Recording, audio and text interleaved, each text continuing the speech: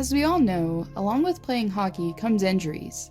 They kinda just go hand in hand, especially in the most competitive league that has been graced with the highest skill, the NHL. And while injuries are bound to happen, well, they just seem to happen to some more than others.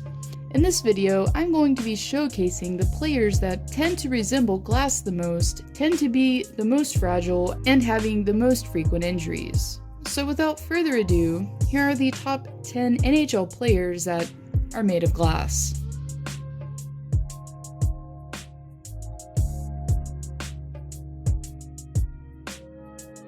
Since coming into the league a decade ago, the Jets forward has only played a full 82 games one time, during last season. In fact, that was my reasoning for ranking Perreault lower, as more recently he's been off the IR list for a full season. Even still, throughout his career, the Quebec native seems to have caught the injury bug more often than most.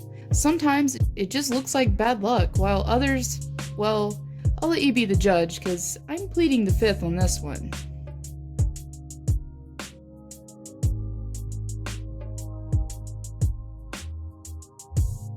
Definitely one of the best goaltenders to play the game, but at the same time, it seems like all of that talent that Montreal has been paying for has been partially wasted, as Price, more often than not, seems to be nursing some sort of injury. For instance, the theme of the 2015-16 season was a knee injury, in which he appeared in only 12 games. In the 2017-18 season, the theme was a mystery injury that left Habs fans skeptical, as the netminder seemed to not have been himself.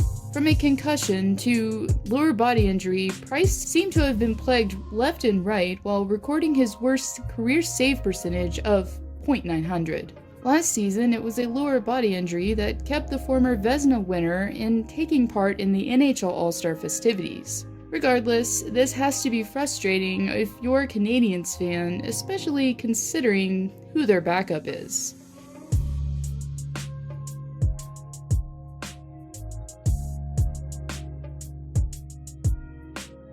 Arguably one of the best centers currently in the game is Guinea Malkin. And yes, you could say this is all just bias, but he comes in 5th in points currently concerning active players, 6th in assists, and 8th in goals league-wide, so statistically, he's one of the best offensively in today's game.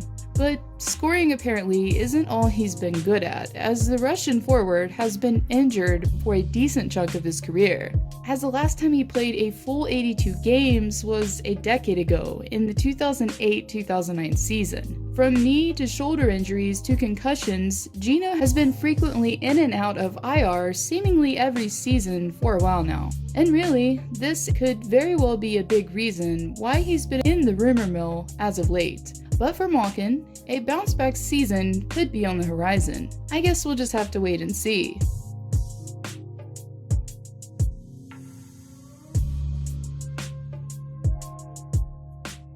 Well, this is a scene that seemed to play out on repeat pretty much ever since Bishop joined the league.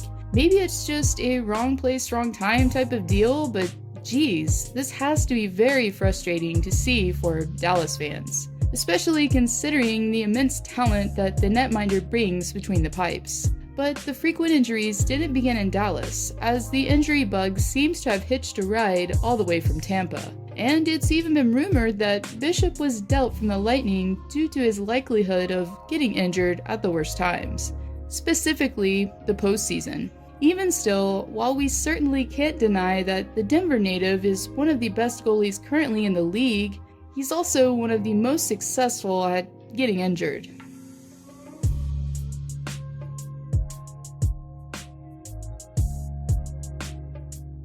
Without a doubt, one of the most revered veterans currently on the Beast roster is David Krejci. But unfortunately, the center hasn't been close to receiving any kind of Iron Man title. In fact, after signing his first real contract with Boston, things just kinda went downhill from there. First, it was the H1N1 virus. I mean, it's bad luck, but it sidelined the forward at the beginning of the 2009-2010 season. And then it was the wrist injury, then a torn MCL. The injuries continued to mount during Krejci's career, while only allowing him to play a full 82 games twice in the 13 years that he's been in the league thus far.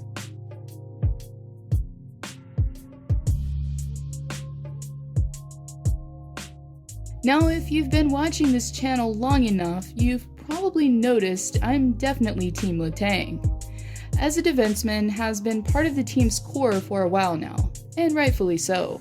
An amazing skater, great on special teams, the list goes on. And yes, the first round for Tanger last playoffs was a wash. Anyways, I can obviously keep rambling, but the point is, he's great, but he's only great when he's on the ice. And for Letang, or Le-Injury, being in the lineup hasn't been a consistent thing during the 13 years that he's been in Pittsburgh. But really, it hasn't all amounted just to injuries in the Blue Liners' case, as he suffered a stroke which kept him out of the lineup for over 2 months. Thankfully for him though, it wasn't career-ending, but even after, as I mentioned, Letang's health has been questionable for a while now, and it's become a liability and a frustration for many Penguins fans alike.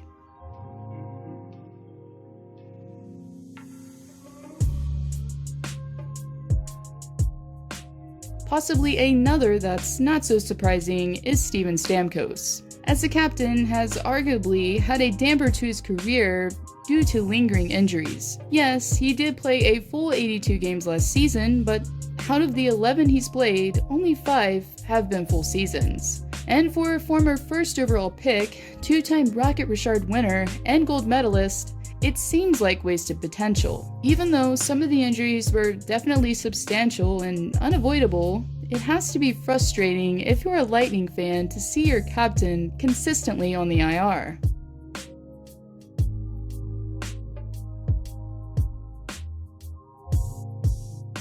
'82 just doesn't seem to be this guy's number, as a defenseman throughout his career of 11 years has yet to play a full season. And don't get me wrong, playing the grinding game that Bogosian is known for probably isn't the kindest to the body, as the Blue Liner has endured several chronic injuries during his time spent in the NHL. For instance, earlier this year, Bogosian underwent a second hip surgery in little over a year, which will reportedly keep him from training camp and possibly the start of the season. His first kept him sidelined for the majority of the 2017-18 season, where he only played 18 games. Therefore, as unfortunate as it sounds to say, this guy is just about as injury and surgery prone as it gets.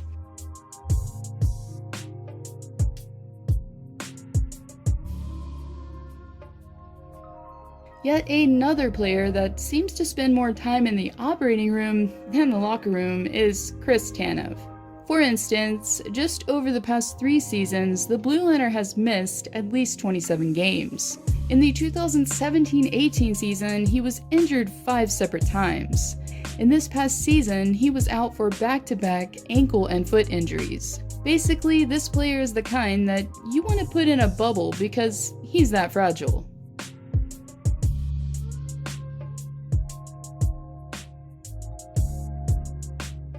So what do an ambulance and hockey rink have in common? Well, you get the picture. Anyways, after playing for 17 years in the NHL, Gaborik has only played a full season 1 time. And really, I'm sure it has a lot to do with the fact that so far he's played for 5 teams over the course of his career. Ottawa has to be regretting their choice to sign the aging winger, at least at this point, as the veteran has been on the long-term IR since the beginning of last season.